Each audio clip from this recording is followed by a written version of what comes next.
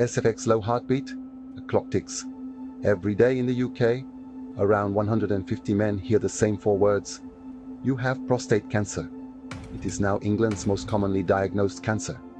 Most will survive many years, some won't, usually because it's found too late. This is a story about timing, access, and a new kind of test that could change the game. More than 50,000 men across the UK are diagnosed. Each year, about 12,000 die. Risk climbs after 50, peaking in the late 70s. 1 in 8 men will face it in their lifetime. The disease is common. The outcomes depend on how and when we look for it. There isn't a routine national screening program. From age 50, any man can ask his GP for a PSA blood test, but PSA is a signal, not a verdict. Levels can rise with cancer, but also with benign conditions. That's why today's frontline tool is multiparametric MRI, recommended by the NHS to come before biopsy.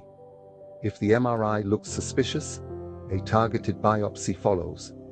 And under the microscope, specialists grade the cancer, the Gleason or grade group, to judge how aggressive it is. MRI first saves men unnecessary biopsies and helps us find the cancers that matter. Here's the good news. When prostate cancer is localized or just regional, 5-year survival is over 99%. That's almost everyone. When it's metastatic, survival drops to roughly 38%. The difference is stage, and stage is about when we find it. I caught mine early. We watched it for a while, active surveillance, and I kept my quality of life. Not everyone benefits equally. In England, diagnosis surged as more men got checked, yet men in deprived areas are more likely to be diagnosed late. Black men face higher risk and worse outcomes, around double the lifetime risk compared with white men, and they're more likely to develop aggressive disease at a younger age. Part of this is down to inherited genetic variants that raise risk, and part is later detection due to barriers in access, awareness, and trust in the system. Both biology and inequality are at work, and both can be tackled if we target screening and improve outreach. We see a combination of factors. Certain high-risk genetic markers are more common in men of African and Caribbean heritage, but that's only half the story. The other half is social delayed testing, unequal access to specialists, and less follow-up. Fix those, and we can save lives right now.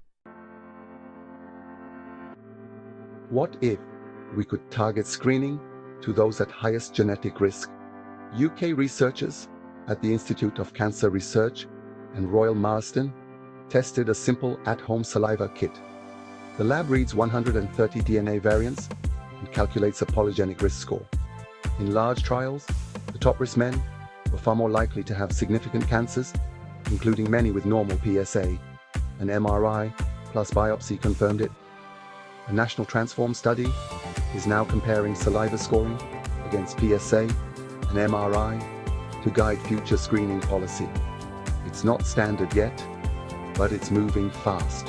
This isn't a replacement for doctors. It's a smarter front door, so the right men get the right tests at the right time. Be realistic and proactive. Know your risk, age, family history, black ethnicity. Talk to your GP from 50 plus or earlier if you're high risk about PSA's pros and cons. If PSA is raised or symptoms appear, insist on MRI first where appropriate. Discuss options: active surveillance, surgery, radiotherapy, hormone-based therapy, or combinations, matched to stage and grade. Prostate cancer isn't rare, but late discovery doesn't have to be normal. The tools are improving, and the earlier we look, the longer men live.